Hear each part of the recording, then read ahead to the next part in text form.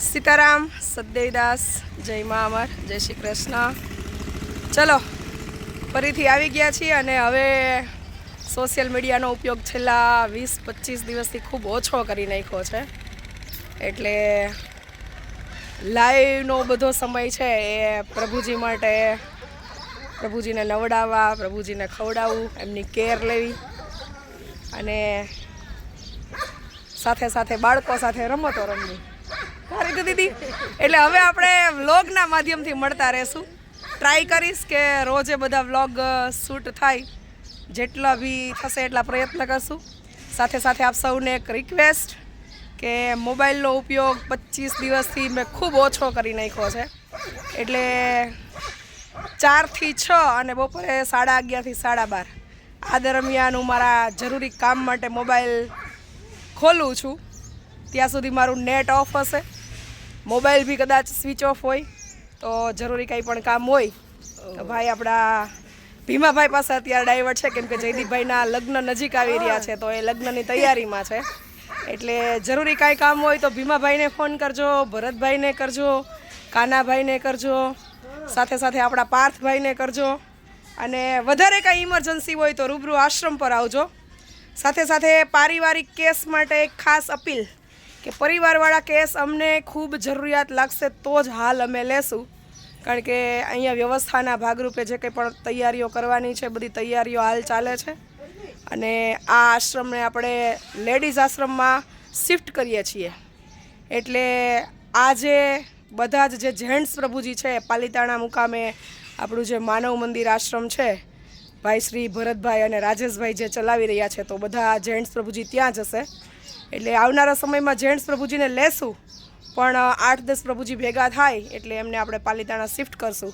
અને અમરધામ આશ્રમ માત્ર ને માત્ર લેડીઝ પ્રભુજીને આશરો આપશે. કારણ કે હવે બાળકોવાળા કેસો આવે છે તો અમને મેનેજમેન્ટમાં બી થોડું ઇઝી થશે અને સાથે સાથે એક સરખું ફોકસ છે દરેક પ્રભુજી પર આપી શકાય. ઘણી વખત અહીંયા સ્ટાફનો અભાવ હોય તો જેન્ટ્સ પ્રભુજીને મેનેજ કરવા અઘરા થઈ જાય.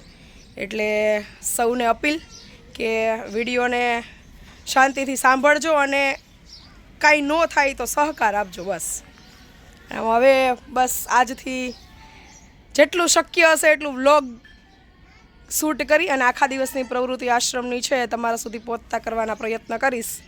જ્યાં સુધી એકદમ બધું સ્ટેબલ અને જરૂરી જે કંઈ પણ સગવડતાઓ છે પૂરી ન થાય ત્યાં સુધી હાલ ક્યારેક અઠવાડિયે 15 દિવસે સમય મળશે ત્યારે લાઈવ આવતી રહીશ. છોકરાઓ કોઈ ફ્રી હશે તો કરશે, પણ શક્ય હોય ત્યાં સુધી રોજની 2-4 કલાકો લાઈવમાં સમય જ્યારે ફ્રી હતા ત્યારે આપતા હતા. પણ હાલ બધા હથિયાર અમારા હાથમાં છે હવે, કેમ કે મેં જે સંકલ્પ લીધો હતો કે આશ્રમ પર જઈ અને પ્રભુજીઓનું બધું જ કામ છે એ જાતે કરશું. તો જેટલું આશ્રમ પર છું, કંઈ પણ કામ બહાર જવાનું નથી અને અહીંયા રહીને ફ્રી છે, એ બધો જ સમય પ્રભુજી માટે જાય. અને સાથે સાથે સોશિયલ મીડિયાનો, મોબાઈલનો જેટલો ઓછો ઉપયોગ થાય એટલો ઓછો ઉપયોગ કરવા માટે થઈને આ ડિસિઝન લીધો છે. કારણ કે જો માઇગ્રેનમાં રાહત રહેશે તો બીજા બધા કામ થશે, નહીંતર આ છેલ્લા 20 દિવસ કેવા ગયા બા, ઊંધે કાંઈ પડ્યા હતા. અમારા બા છે, શું નામ છે બા? જોશના બા. રાશિએ રાશિ હે બાકી.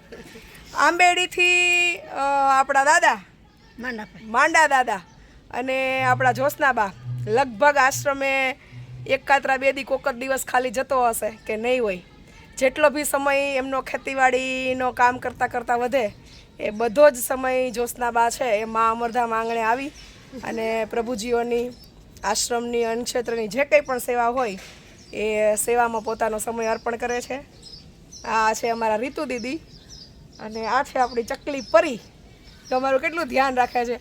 અને બાળકો તો મમ્મી કહે, પણ આપણા રીતુ દીદી છે ને એ આશ્રમમાં પગ મૂકવું ને મને દેખવા જોઈએ. પછી જેટલો સમય આશ્રમમાં રહો એટલો સમય મને છોડે નહીં. કા જાના ना घर पे जाना है ना, तो पता बता दो. चलो सब लोग देख रहे, आप पता बता दो तो मैं छोड़ दूँ. घर का पता बता दो. क्यों नहीं जाना है. ચક્કીભાઈ પણ આવ્યા ત્યારે બહુ ક્રિટિકલ સિચ્યુએશનમાં હતા. અત્યારે સરસ થઈ ગયા છે અમારા પરીબેન ગલગોટા. સરસ. ચલો તો હવે મા અમરની મઢુલી આપણે લીપી નાખીએ. સાથે સાથે એક બીજી અપડેટ આપી દઉં. બાજુમાં જ સરસ મજાની મા અમરધામ આશ્રમની જે મઢીલુંને આપણે સપનું જોયું હતું, જે મુહૂર્ત કર્યું વેદુના બર્થડેના દિવસે, એનું મુહૂર્ત થઈ ગયું છે અને પ્લિન્થ લેવલનું કામ છે એ પૂરું થઈ ગયું છે. એટલે શોર્ટ ટાઈમમાં વધીને 8-10 દિવસમાં અહીંયા મઢુલીનું નિર્માણ છે એ સરસ મજાનું થઈ જશે. અને આપણે જે ડ્રીમ્સ જોયું હતું, આપણું જે સપનું હતું કે મા અમર જ્યારે આ ધરતી પર હશે ત્યારે તો અત્યારે જે આપણે મઢુલી બનાવી રહ્યા છીએ એવું તો કદાચ એ સમયે પણ, છતાંય જે સંસ્કૃતિને આધીન ભાતીગળ આપણે જે રંગો કરવાના છે, જે ડિઝાઇનો કરવાની છે, જે ભરતકામથી મોતીને સજાવટ કરવાના છે, તો એ બધો જ સમય અષાઢી બીજ સુધી આપણે આ મઢુલીમાં આપવાનો છે. આપણા ફ્રી સમયે બધા જ શણગાર કમ્પ્લીટ કરી મઢુલી તૈયાર થઈ જાય પછી અષાઢી બીજના પાવન પર્વના દિવસે આપણે મા અમરમાં દેવીદાસ બાપુ, રામાપીર દાદા, નાગદેવતા બધાનું આ મઢુલીમાં આપણે સ્થાપન કરી, પધરામણી કરી અને કન્ટિન્યુઅસ આ મઢુલીના દર્શને આવતા દરેક લોકોને આ દિવ્ય અને પવિત્ર ભૂમિ પર મા અમરના દિવ્ય એવા મંદિરના દર્શન થાય એ ઉદ્દેશ્યથી અષાઢી બીજના દિવસે આપણે મઢુલીનું સ્થાપન મા અમરનું, દેવીદાસ બાપુનું કરશું. સાથે સાથે અહીંયા બાજુમાં બગીચો બનાવ્યો છે એકદમ માની મઢુલીની બાજુમાં. એટલે ખૂબ સરસ મજાનું અમરધામ આંગણે દરેક કાર્ય છે એ ખૂબ શાંતિપૂર્વક અને સારી રીતે સંપન્ન થઈ રહ્યા છે. ત્યારે દરેક સ્વયંસેવકો, દરેક દાતાશ્રી જેણે તન મન ધનથી અમરધામ આંગણે અવિરત સેવાઓ આપી છે એમનો હૃદયપૂર્વક ખૂબ ખૂબ આભાર. આ બાજુ ગૌશાળાના શેડનું કામ, કારણ કે અત્યારે સિઝન ચાલુ છે, ખેતીવાડીની મોસમ, એટલે મજૂરો મળતા નથી. થોડુંક ઉપર કન્સ્ટ્રક્શન બાકી છે, એટલે લોખંડ પણ આવી ગયું છે, થોડા પતરાય આવી ગયા છે. જરૂરી પતરા ઘટશે એટલા હવે આપણે મગાવશું.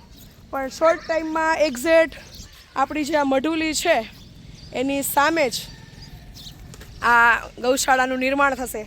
અને અહીંયા જે ગાયો છે એ માત્ર ને માત્ર પ્રભુજીને દૂધ પીવડાવવા, ખવડાવવા અને એમની ટ્રીટમેન્ટ માટે થઈ અને ગાયો લાવવાની છે.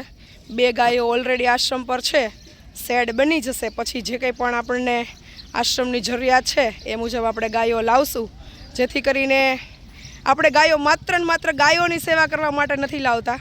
આપણો એમાં સ્વાર્થ છે કે ગાયોની સેવાની સાથે સાથે મેઇન પ્રભુજી અને અહીંયા જે બાળકો ઉછરી રહ્યા છે એમને સારું દૂધ મળે, ઘરનું ચોખ્ખું, અને ક્યાંક ને ક્યાંક દવા દુવા અને સાથે સાથે સારો ખોરાક, પારિવારિક પ્રેમ અને હૂંફથી દરેક પ્રભુજીઓ સ્વસ્થ થાય એવા નાનકડા પ્રયત્ન છે એ આપ સૌના સહકારથી, પ્રભુજીની દુઆઓ અને મા અમરના આશીર્વાદથી કરી રહ્યા છીએ. તો આપ સૌને અમરધામ આંગણે પધારવા હૃદયના ભાવથી આમંત્રણ પાઠવીએ છીએ. ચલો, આ બ્લોગ ખૂબ લાંબો થઈ ગયો છે, અહીંયા જ વિરામ આપીએ. ફરી મળશું નવા બ્લોગ સાથે. બધાને જજા કરીને જય મા અમર. સત દેવીદાસ, અમર દેવીદાસ, જય શ્રી કૃષ્ણ. આવજો બધા.